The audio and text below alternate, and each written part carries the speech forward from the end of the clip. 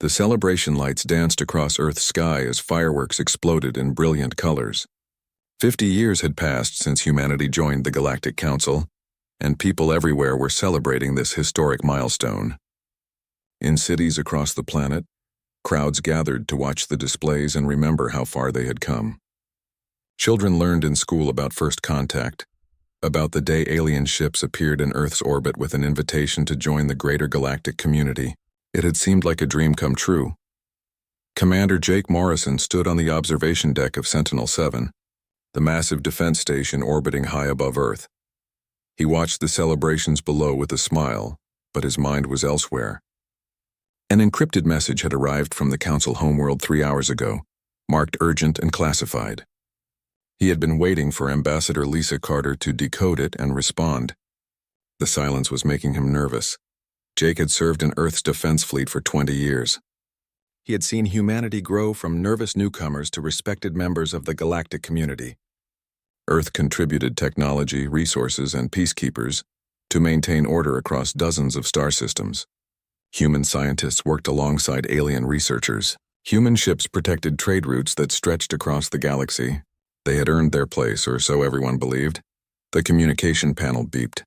Lisa's face appeared on the screen and Jake's smile faded immediately. She looked exhausted and angry, her eyes red from crying or lack of sleep or both. In all the years he had known her, he had never seen Lisa look so defeated. "They've been lying to us," she said without greeting. Her voice was flat and cold. "Everything we thought we knew about the Council was a lie." Jake felt his stomach drop. "What are you talking about?" Lisa took a deep breath and began to explain. For the past 6 months, she had been investigating irregularities in Council records. She had noticed that every major technological breakthrough humanity made was either classified as dangerous, restricted from use, or mysteriously appeared in Council databases credited to other species. At first, she thought it was bureaucratic confusion. Then she found the files. The Council had been systematically suppressing human advancement since the day Earth joined. Every innovation humans developed was evaluated not for its benefit to the galaxy, but for how it might threaten Council power structures. The quantum drive that could revolutionize space travel, classified as too dangerous for a young species. The medical nanobots that could cure most diseases, restricted pending centuries of testing.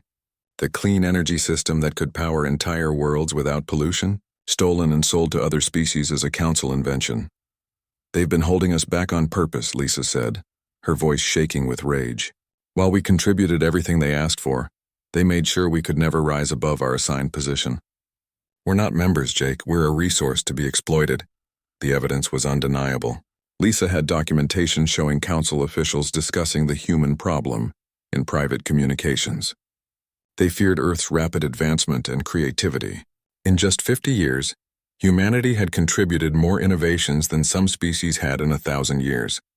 If left unrestricted, the Council leadership believed humans would eventually dominate the alliance through sheer ingenuity. So they created rules and restrictions specifically designed to keep Earth in its place. Jake felt anger building in his chest. "What triggered this? Why are you telling me now?" "Because it just got worse," Lisa replied. "The Council voted this morning. They're ordering Earth to surrender the new fusion core technology. They claim it's too dangerous for us to control. They're going to take it, classify it, and we'll never see it again, just like everything else. The fusion core was Earth's greatest achievement. It could power starships for decades without refueling, making long-range exploration and colonization finally practical. Human engineers had spent 15 years developing it, and now the Council wanted to take it away. What's President Brooks saying?" Jake asked. "She's calling an emergency session of the United Earth Assembly. She wants me back home immediately." Lisa paused. "Jake, I think we're going to withdraw from the Council." The words hung in the air like a physical weight. Leave the Galactic Council? It seemed impossible. The Council controlled trade routes, defense networks, and diplomatic relations across half the galaxy. Leaving would isolate Earth completely. At least that's what everyone had always believed. Jake returned to Earth 2 days later for the assembly session. The Great Hall was packed with representatives from every nation and territory. President Helen Brooks stood at the podium, her face grave but determined. She had shared Lisa's findings with the assembly, and the reaction had been explosive. Some called for immediate withdrawal. Others urged caution, warning of economic collapse and military vulnerability. The debate raged for hours. Finally, President Brooks called for silence. "We have a choice to make," she said, her voice carrying across the chamber. "We can continue as we have been, contributing everything while being treated as children who need constant supervision. We can accept that our place in the galaxy is to serve others and never rise beyond the role they've assigned us. Or we can stand up and say that Earth bows to no one." The vote was called. Jake watched from the gallery as the results appeared on the massive screen. It wasn't even close. By an overwhelming majority, the United Earth Assembly voted to withdraw completely from the Galactic Council. All treaties were dissolved. All Council personnel were ordered to leave Earth and its territories within 30 days. Humanity was going its own way. The announcement was broadcast across the galaxy within minutes. The reaction was immediate and uniform. Disbelief mixed with contempt. Council officials called it a childish tantrum. Alien diplomats predicted Earth would collapse within months, desperate and begging to return.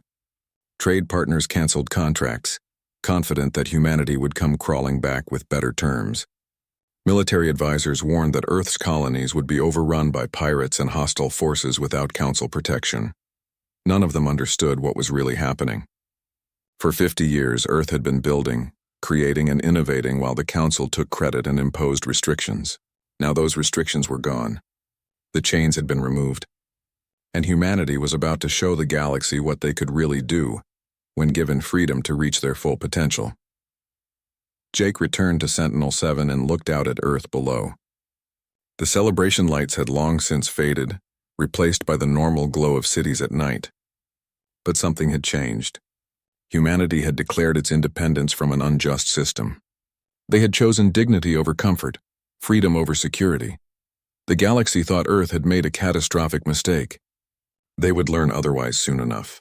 The age of humanity accepting its assigned place was over. A new chapter was beginning, and the cosmos had no idea what was coming. 6 months had passed since Earth cut all ties with the Galactic Council. The Council leadership waited confidently for the inevitable plea for readmission. They had prepared generous terms for humanity's return, terms that would make Earth's subordinate position even clearer than before. But the plea never came. Instead, something strange was happening across human territories, and the Council was finally starting to notice. Lieutenant Kate Sullivan guided her patrol ship, the Defiant, through the outer reaches of human space. She had been flying these routes for 3 years, and the changes still amazed her. Where there had once been a dozen small colony stations, there were now thriving settlements with populations in the hundreds of thousands. Construction ships moved constantly, building new stations, expanding existing ones, and establishing mining operations on previously untouched asteroids. Her sensors detected an unknown vessel at the edge of the sector. Kate altered course to intercept, following standard patrol protocols. As she drew closer, her system identified the ship as a Council scout vessel, probably Traylan based on the engine signature. They were deep in human territory without permission or announcement. She opened a communication channel. "Unidentified vessel, this is Lieutenant Kate Sullivan of Earth Defense. You're in restricted space. State your purpose." The alien captain's face appeared on her screen. He was Traylan, as she suspected, with the distinctive blue skin and ridge markings of his species. He looked annoyed and confused in equal measure. "This is Captain Vorik of the Council Survey Corps," he replied stiffly. "These routes were open to Council ships under treaty provisions. We are conducting standard monitoring operations." Kate kept her expression neutral. "Those treaties were dissolved 6 months ago. You're aware of this, Captain. So I'll ask again, what's your purpose here?" Vorik's confusion deepened into frustration. "We're monitoring human colonies. The Council needs to assess the humanitarian crisis. Your people are suffering without Council support, and we need data to prepare relief efforts." Kate couldn't help but smile. "Relief efforts? Captain, take a look at your sensors. Do those colonies look like they're suffering?" She watched as Vorik consulted his instruments, his expression shifting from annoyance to bewilderment. The colonies his ship had been monitoring were thriving. Energy outputs were 3 times higher than Council projections. Ship traffic had increased by 400%. Construction activity was off the charts. Nothing about the data suggested a civilization in crisis. "I don't understand," Vorik said quietly. The projection said your colonies would be failing by now. Without Council trade routes, without our protection networks, without our economic support, you should be struggling to survive. We're doing fine, Captain, Kate replied. Better than fine, actually. Now I need you to leave human space immediately. If you're detected here again without authorization, your ship will be escorted to the nearest Council world, and you'll be charged with espionage. She cut the communication channel and watched as the Council ship turned and jumped to faster-than-light speed, fleeing back toward Council space. Kate filed her report and continued her patrol, wondering how many other Council ships were sneaking around, trying to figure out how humanity was not just surviving but thriving. On the Council homeworld, Councillor Vex of the Trillian Empire studied the reports with growing concern. Every intelligence briefing brought more disturbing news. Human ships were moving faster than before, using drive systems that shouldn't exist. Human colonies were expanding at rates that defied economic models. Most troubling of all, humans had stopped sharing any information about their activities. The galaxy's communication networks, once filled with human scientific papers and cultural exchanges, had gone silent. Vex made a decision. He needed someone who could get inside Earth systems, someone who understood human thinking. He reached out to Zara Quinn, one of the few humans who had chosen to remain with the Council after the withdrawal. She had been working as an intelligence analyst, and Vex had a special assignment for her. I need you to go home, Vex told her during their private meeting. Use your connections, your access codes, whatever you can. Find out what they're hiding. Zara had mixed feelings about the assignment. She had stayed with the Council because she believed in the ideal of galactic unity, but she had also read Ambassador Lisa Carter's reports about Council corruption. Still, she agreed to go. She needed to see the truth for herself. Getting into Earth systems proved easier than expected. Her old security clearances still worked, probably because no one had bothered to revoke them. She spent 3 weeks carefully gathering data, accessing research files, and monitoring communications. What she discovered left her shaken. Without the Council's restrictions, human innovation had exploded. Scientists who had been forced to abandon promising research because it was too advanced or potentially destabilizing were now bringing those projects to completion. The results were staggering. The quantum drive that the Council had forbidden was operational. Human ships could now cross distances in minutes that previously took weeks. The manufacturing systems that had been classified as too efficient were building starships in 20 days instead of 2 years. Medical technology that the Council claimed needed centuries of testing had eliminated most diseases on Earth and was being distributed to colonies. But it was more than just technology. The entire human economy had been restructured. Without Council trade requirements and regulations, Earth had established direct partnerships with dozens of independent worlds. Species that the Council had marginalized or exploited were eager to work with humanity on fair terms. Resources flowed freely and everyone benefited. Zara realized something that made her feel sick. Earth had never been dependent on the Council. The Council had been dependent on keeping Earth restricted. Humanity had been carrying the Council's economy and defense network while being treated as junior members who should be grateful for the opportunity to serve. She compiled her findings into a report but hesitated before sending it to Vex. If he shared this information with the full Council, they would panic. They might even do something desperate and dangerous. But she had agreed to provide intelligence, and she couldn't ignore what she had learned. She sent the report with a personal message to Vex. They don't need us. They never did. We need to reconsider our position before this gets worse. Vex read the report 3 times, each reading making his concern deepen. The Trillian Empire had built its wealth and power on its position within the Council hierarchy. If the Council weakened or collapsed, the Trillian would lose everything. He shared Zara's report with only his closest allies, keeping it from the General Council membership. They needed time to figure out how to respond, but time was running out. Across the galaxy, other species were starting to ask questions. If Earth could thrive outside the Council, why couldn't they? What else had the Council been lying about? The foundation of the 1,000-year-old alliance was beginning to crack, and the silence from Earth was louder than any accusation could have been. Kate continued her patrols, watching as human space grew and prospered. She thought about Captain Vorik's confused expression when he realized the colonies weren't failing. Let them be confused, she thought. Let them wonder. Earth had spent 50 years proving itself to people who would never see them as equals. Now humanity would prove something else, that they didn't need anyone's approval to succeed. The alert came through every council communication network simultaneously. The Krenth Empire, a hostile power that had tested council borders for decades, had launched a massive invasion. 3 sectors were under attack. 15 council worlds had been hit in coordinated strikes. The Krenth fleet was larger than any force they had fielded before, and they were moving with shocking speed and efficiency. Councilor Vex convened an emergency session within hours. The Great Council chamber filled with representatives from 2,000 species, all talking at once, all demanding action. The Krenth had always been contained before through a combination of military pressure and diplomatic maneuvering. But now something had changed. The Krenth sensed weakness and they were exploiting it ruthlessly.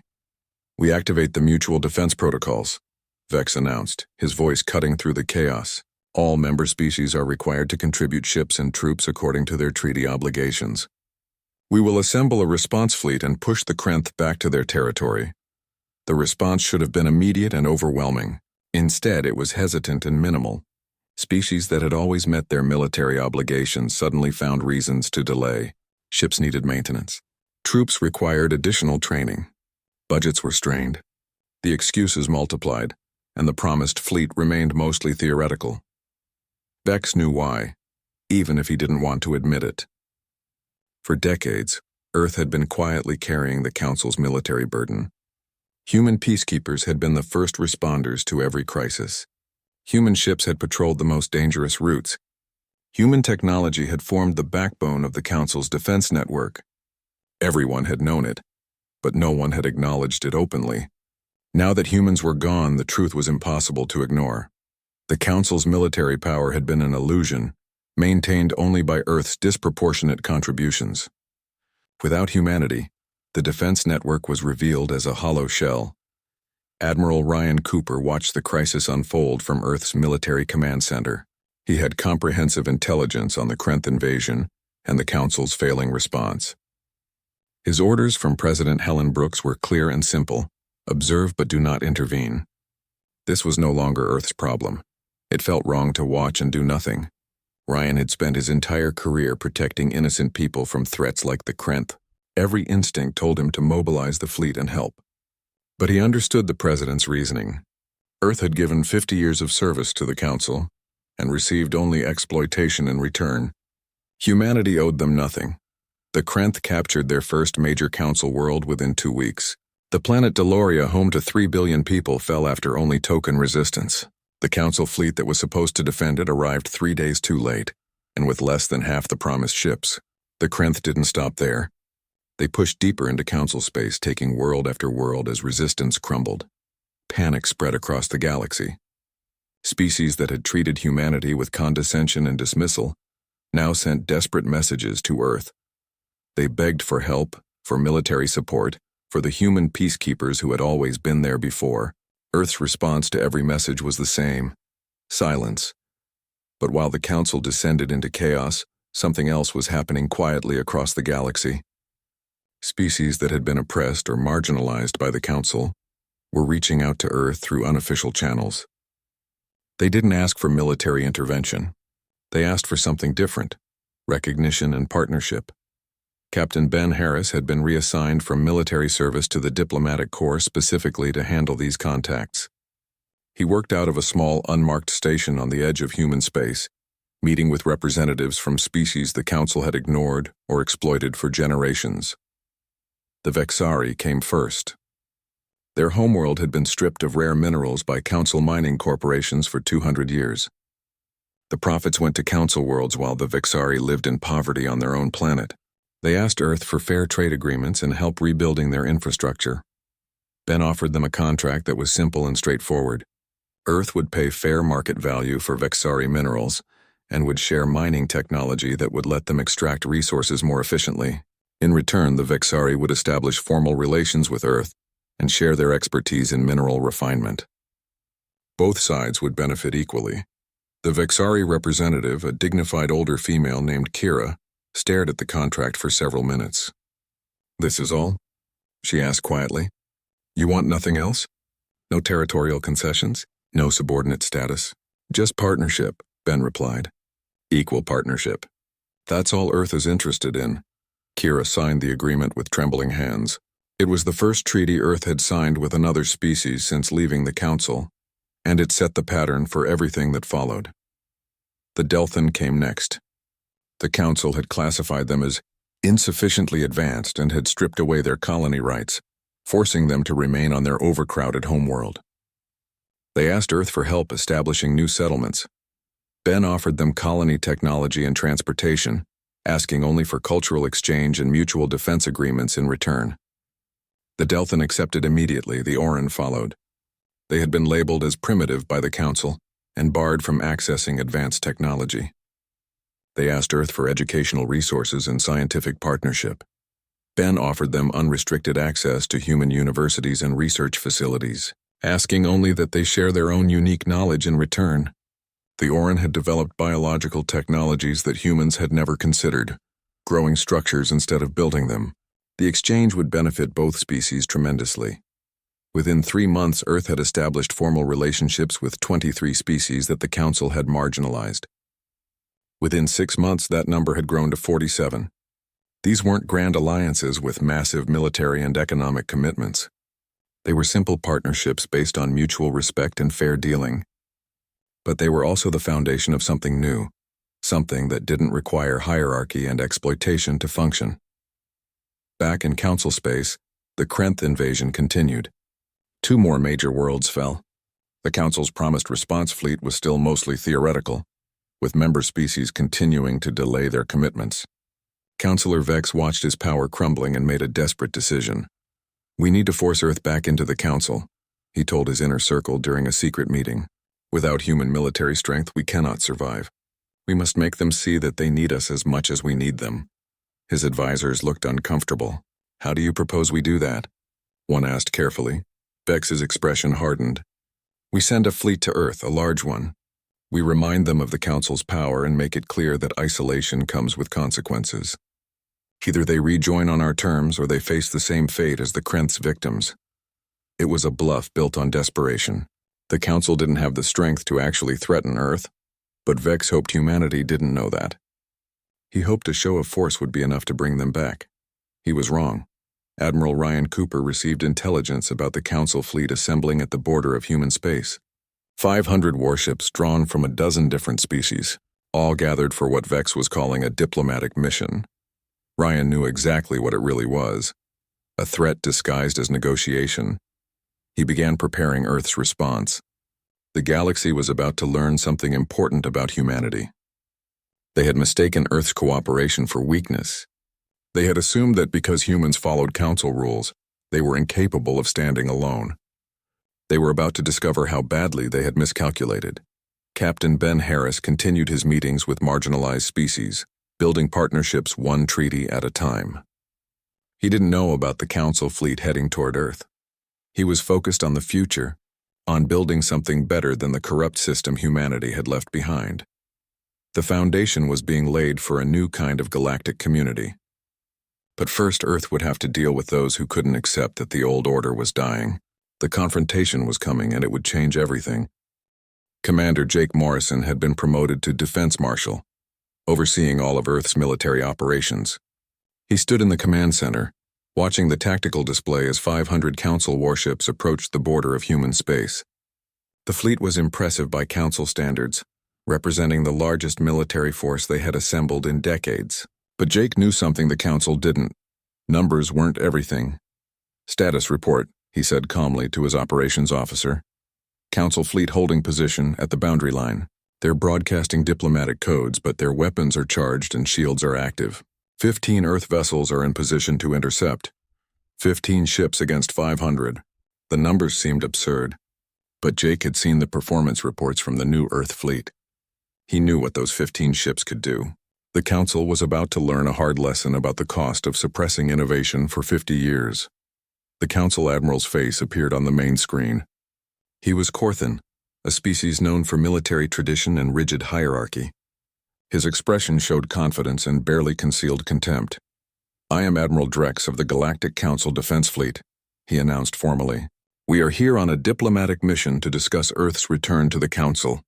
However, we come prepared to enforce Council authority if necessary. You will stand down and allow our representatives to land on Earth immediately." Jake kept his voice steady and professional. "Admiral Drex, you're in human territory without authorization. Your fleet is displaying hostile posture with weapons charged. I'm giving you one chance to power down and return to Council space peacefully." Drex laughed. "Marshal Morrison, I have 500 warships. You have 15. Your options are to comply or be destroyed. The Council has been patient with Earth's rebellion, but that patience has limits. Admiral, those 15 ships are equipped with technology you've never seen. Technology the Council spent 50 years making sure we couldn't develop. You don't want to do this." Drex's expression hardened. "Empty threats from a defeated power. Your time of independence is over. Stand down or face the consequences." Jake sighed. He had tried to give them a way out.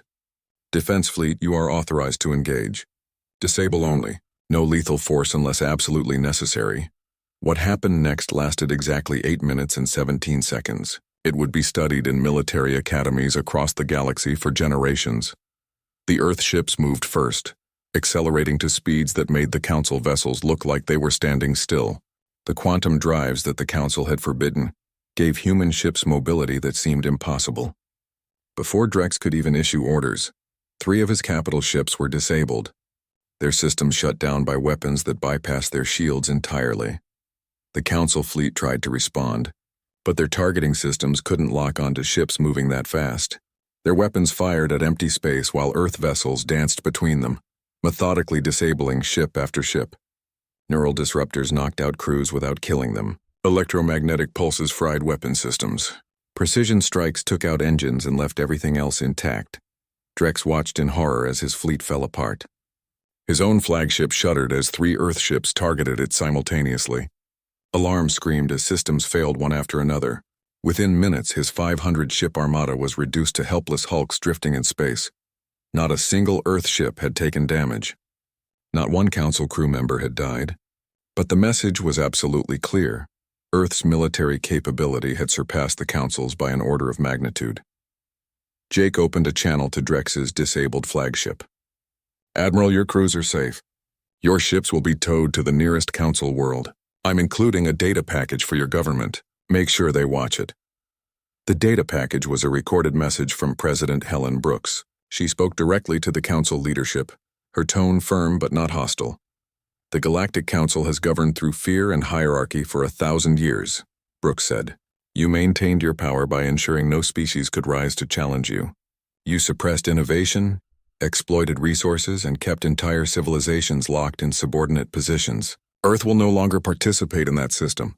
She paused, letting her words sink in. "We don't seek to destroy the Council. We don't want revenge for the 50 years you spent holding us back. We simply want to be left alone to build our own future. If you attempt to threaten or coerce us again, the response will be the same. Earth is no longer asking for permission to exist as a free civilization. We're telling you how things are going to be." The message ended with a final warning. "The galaxy is changing. You can change with it, or you can cling to the old ways until they collapse completely. The choice is yours." Within hours, the recording had spread across every Council world. The reaction was immediate and chaotic. Some species expressed outrage at Earth's military action. Others quietly celebrated seeing the Council humiliated. Many began asking dangerous questions about what else the Council had been lying about. Councillor Vex watched his political career collapse in real time. He had promised a show of force that would bring Earth to heel. Instead, he had revealed the Council's military weakness to everyone. Species that had contributed to the fleet were furious that their ships had been disabled so easily. Others were angry that they had been dragged into a confrontation that accomplished nothing except demonstrating Council incompetence. Within days, member species began formally withdrawing from the Council. The Vexari announced they were leaving to pursue independent partnerships with Earth. The Delthan followed immediately. Then the Oran. The trickle became a flood as species that had been marginalized or exploited saw their chance to break free. The Council's trade network collapsed as members established direct relationships with each other, cutting out the Council bureaucracy that had been taking percentages of every transaction. Defense pacts dissolved as species realized the mutual protection agreements were worthless without Earth's military strength. Even basic diplomatic functions became impossible as member species stopped recognizing Council authority. Zara Quinn watched the collapse from inside Council headquarters. She had remained there after her intelligence mission to Earth, conflicted about where her loyalties lay. Now she saw the truth clearly. The Council wasn't collapsing because Earth had attacked it. The Council was collapsing because it had been built on a foundation of lies and exploitation. And that foundation had finally cracked. She sent a message to Ambassador Lisa Carter on Earth. "You were right about everything. The Council is finished. What comes next?" Lisa's response came quickly. "Something better. Come home, Zara. Help us build it." Admiral Ryan Cooper coordinated the recovery operations for the disabled Council fleet. Earth crews towed the damaged ships to safe locations and provided medical aid to injured personnel. They could have destroyed the fleet or taken prisoners. Instead, they demonstrated that Earth's strength came with restraint and compassion. When reporters asked Ryan why Earth had shown mercy to a fleet that came to threaten them, his answer was simple. "Because we're not interested in revenge. We're interested in building a future where this kind of confrontation isn't necessary." Jake Morrison returned to his duties, knowing that the confrontation had been a turning point. The Council would never threaten Earth again. But more importantly, the galaxy had seen that there was an alternative to the old system. Strength didn't require oppression. Success didn't require exploitation. It was possible to be powerful and fair at the same time. On dozens of worlds, species that had accepted Council hierarchy as natural and inevitable began questioning everything they had been told.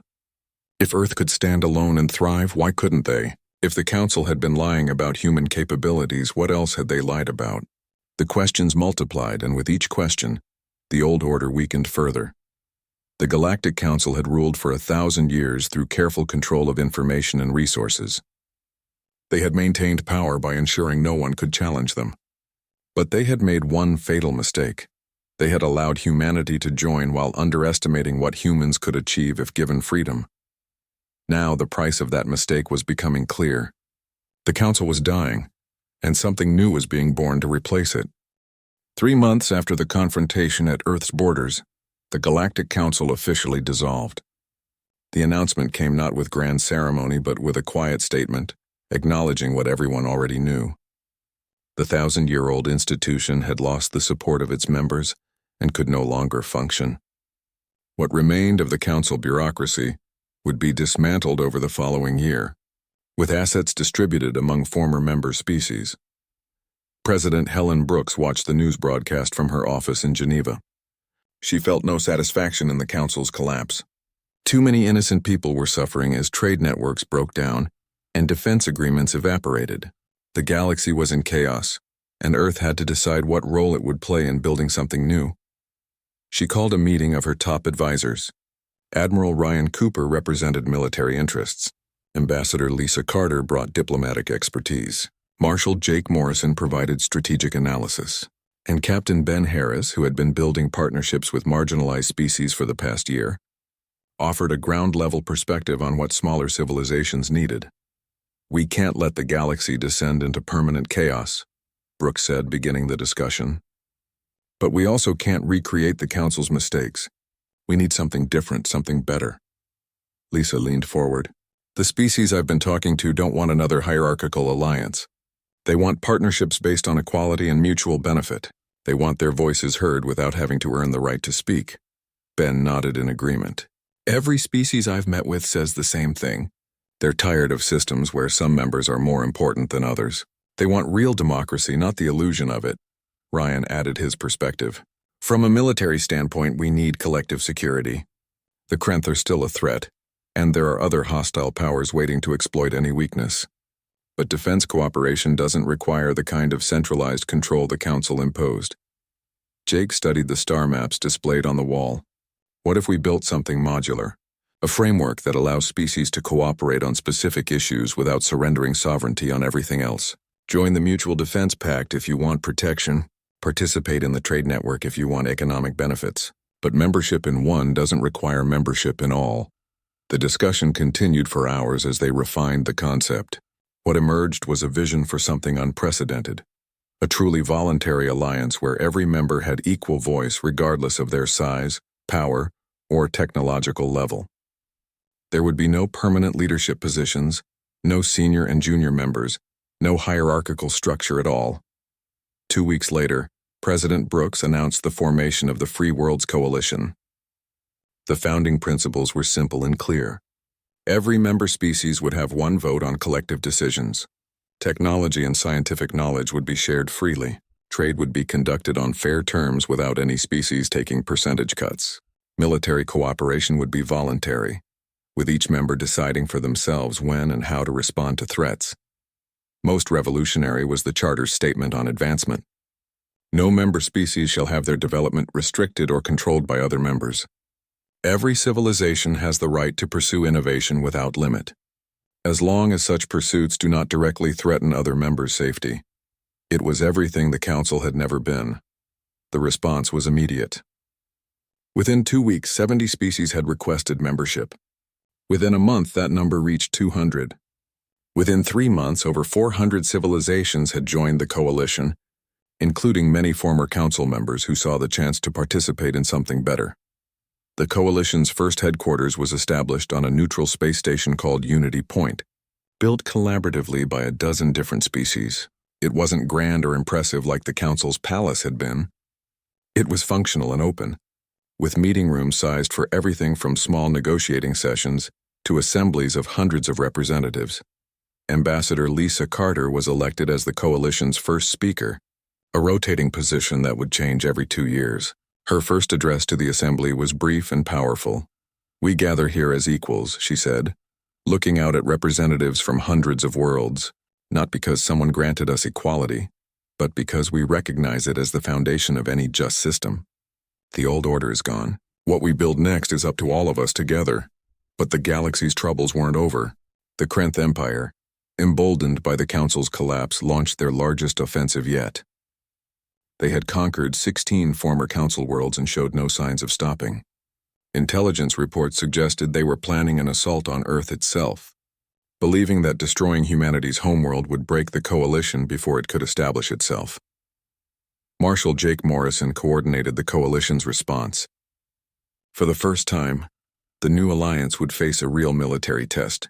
He worked with defense representatives from 40 species, planning a strategy that would utilize each civilization's unique strengths. The Vexari contributed their expertise in shield technology. The Delthan provided long-range sensors that could track Krenth movements across multiple sectors. The Orin offered biological weapons that could disable ships without killing crews. Humanity contributed advanced drive systems and weapons platforms. Together, they assembled a defense that was far more sophisticated than anything the Council had fielded. The Krenth fleet arrived at Earth's borders 6 months after the coalition's formation. It was massive, nearly 1,000 warships representing the full might of their empire. They expected to overwhelm Earth's defenses through sheer numbers. Instead, they found themselves facing a coordinated defense by 40 different species, each contributing their specialties to create a layered response that the Krenth couldn't penetrate.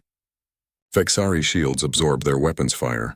Delthan sensors tracked their movements and predicted their tactics. Orin biological agents disabled their command ships. Human vessels provided the mobile firepower needed to exploit every opening. The battle lasted 3 days and ended with the Krenth fleet in full retreat. They had lost nearly half their ships and gained nothing. More importantly, they had learned that the coalition wasn't just humanity with a few allies. It was a genuine partnership of species working together, and it was formidable. The Krenth leadership requested a ceasefire within a week. They offered to withdraw from all conquered territories and establish formal borders, but Captain Ben Harris, leading the negotiation team, proposed something different. "Join us," he said to the Krenth representatives. "Abandon your empire. Become members of the coalition. Help us build something better than conquest and domination." The Krenth were shocked by the offer. They had expected demands for reparations or territorial concessions. Instead, they were being offered partnership with the very people they had attacked. The negotiation took months. The Krenth had to restructure their entire society, abandoning the imperial system that had defined them for centuries. But eventually they agreed. They would join the coalition as equal members. contributing their considerable industrial capacity and military expertise to collective security rather than conquest. 5 years after Earth cut ties with the Galactic Council, Admiral Ben Harris stood on the command deck of Freedom's Dawn, a massive station that served as the Coalition's expanded headquarters. He had been promoted multiple times and now oversaw diplomatic operations for hundreds of member species. He looked out at the ships from countless worlds, all flying their own flags alongside the Coalition banner. The banner was simple, a circle of stars on a blue field, representing the unity of diverse civilizations. No species was more prominent than others. Every world symbol was the same size. Ben thought about the panic that had spread when Earth withdrew from the Council, the predictions of human collapse, the certainty that without the Council's guidance and protection, Earth would fail, the smug assumption that humanity needed to be controlled and directed by wiser, older civilizations. All of it had been wrong. Earth hadn't needed the Council. The galaxy had needed Earth to show them there was a better way. The collapse had been painful. Trade disruptions had hurt economies across hundreds of worlds. The period between the Council's dissolution and the Coalition's formation had seen suffering and uncertainty.